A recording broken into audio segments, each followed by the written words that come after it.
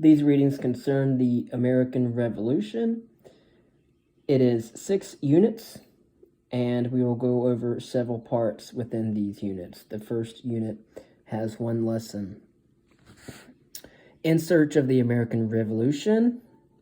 This is by Associate Professor of History, Charlene Myers, Professor of History at Villanova University. The language and memory of the American Revolution echo in the American politics. The stories are staples of school textbooks from the earliest grades through college. The drama is retold in documentaries and best-selling biographies, and by the millions Americans and visitors from abroad around the entire world travel each year to the places most associated with the founding, birth, and early struggles of the United States. Lexington and Concord, Bunker Hill, Independence Hall, Saratoga, Valley Forge, Kings Mountain, and Yorktown, all part of the National Park System. Visiting the historic places is a way of standing at the intersection of the past and present. We can try to peer back into history and grasp its meaning, but this can be a difficult task. Treasured artifacts are separated nonetheless from the people and events that gave them meaning. The landscapes of history present their own challenges. A direct view of the past is obscured by the 21st century cities, which have grown over the sites of 18th century towns. Interestingly enough, the interesting thing about the monuments to Washington and Jefferson, the Liberty and things of that nature, the icons such as these is that while many people firmly believe they know what each symbolizes, in reality, personal experience and passing time influence meaning. The Liberty Bell, for example, stands for freedom, but it is the political freedom included in Pennsylvania's Charter of Privileges. Pennsylvania legislators thought so when they purchased the bell in 1751. Is it freedom from human bondage, as abolitionists thought when they adopted the bell's Proclaim Liberty inscription? Or is it freedom from the oppression of 20th century dictators? At different times for different people, the Liberty Bell has represented each of these. And as the protector of many icons, national parks offer opportunities for discussion of different viewpoints, places to explore multiple and changing meanings. As David Glassberg suggests in Sense of History, the contemporary task of historic sites may be to create safe spaces for dialogue about history and for the collection of memories, and to ensure that various voices are heard in those spaces. Is that another revolutionary idea? Experience is necessarily limited in time. The essays written by eminent historians will deepen and expand the experience. What led to the American colonists to break from England? How did Americans manage to defeat the dominant superpower of the 18th century? The multiple layers of history are embedded in national park sites. For example, and what about women, American Indians, and the people of African descent, both free and enslaved? What would these experiences mean for everyday people, their leaders, and the new nation as the American Revolution passed from current emergency into the pages of history? Professor Gordon Wood of Brown University sees the legacy of the American Revolution spanning the centuries from the drafting of the United States Constitution in 1787 to the American response to the attacks of September 11, 2001. He traces the tradition of Constitution writing and the spread of the language of equality across time and around the globe.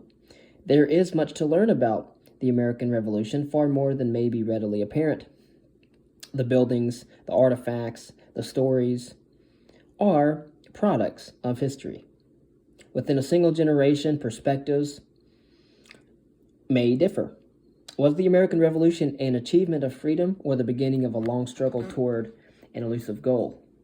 For decades after the Revolution, Americans devoted little effort to preserving the places, buildings, or objects of the event. And so, They celebrated the 4th of July in honor of the founding fathers and the veterans of the war, but they did not designate historic sites to sustain the memory. This changed in the early 19th century as the 50th anniversary of the Revolution approached and only a few aged veterans remained. In the year 1818, the city of Philadelphia purchased the old Pennsylvania State House, meeting place of the Second Continental Congress and the Constitutional Convention. The 1820s and 1830s, a period for forming historical societies and collecting documents and objects of the Revolution. The importance of these efforts was underscored dramatically on the 4th of July, 1826, with the deaths of both Thomas Jefferson and John Adams. As the revolutionary generation passed from history into memory, physical reminders of their achievements became essential touchstones for the nation. The memory of the founding fathers was treasured during the mid-19th century. The legacy of the American Revolution echoed in other ways through the continuing struggles of African Americans, women, and organized labor. The language of freedom and equality used during the American Revolution resonated strongly with people who did not yet share in the life, liberty, and pursuit of happiness expressed in the Declaration. They wrote petitions, held meetings, and organized demonstrations to call attention to their continuing struggles. Paul Revere indeed did ride the coordinated action which alerted the people of Massachusetts to the movement of the British Army. The Liberty Bell's other place in history as a symbol used by anti-slavery activists wishing to proclaim freedom throughout all the land. For example, the historic properties placed in the care of the National Park Service in the 20th century often bear the hallmarks of this history of memory making. They also reflect the concerns of the 20th century.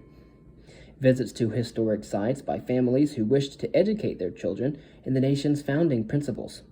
The National Park Service keeps within its mission to preserve the nation's treasures and make them accessible, scientifically restored buildings, professionally cataloged and conserved artifacts, and conducted research to provide a strong foundation of factual information for visitors. This is known as public history. The celebratory nature of historic sites, especially during the 1950s, reflected trends in history writing at the time. History writing changed during the tumultuous 1960s, and continuing a tradition of protest from the 19th century, advocates for the civil rights of African Americans, women, and homosexuals found strength in the language of the Declaration of Independence, and often gathered at historical places to demonstrate for their full inclusion in the rights of American citizenships. The Declaration of Independence as a promissory note, which had not yet been paid. That was a quote from Dr. Martin Luther King Jr. in his I Have a Dream speech at the Lincoln Memorial in 1963. David Glassberg, in A Sense of History, quotes that the meanings of a place are socially created, multiple, and change over time. However, the deeply divisive Vietnam conflict, for example, also attracted pro-war and anti-war demonstrators to sites of the American Revolution. Pro-war and anti-war demonstrators faced off in Independence National Historical Park. Demonstrations and controversies pass quickly, while buildings and landscapes remain. As a result, it may be difficult to see the many dimensions of meaning that successive generations have attached to the historic places. For example, historic places of the American Revolution. Sites acquire new meanings as today's visitors look to the past through the lens of the present. We are perhaps more determined to safeguard the treasures of the nation's history, even if security measures curtail the public's direct interaction with the touchstones of our collective past. Perhaps we also are more willing to confront the contradictions between the ideals of the Revolution and the continuing quest by many to translate those ideals into actual reality. Across time, supporters have embraced symbols as they seek to call attention to their movement. Demonstrators can influence perceptions and even after public understanding or alter public understanding of the past. And so, indeed, again, across time, supporters have embraced symbols as they seek to call attention to their movements. Demonstrators can influence perceptions and even alter public understanding of the past. And so this is part 1, unit 1 out of 6 on the American revolution. A brief summary of an article written by Charlene Myers, Associate Professor of History at Villanova University.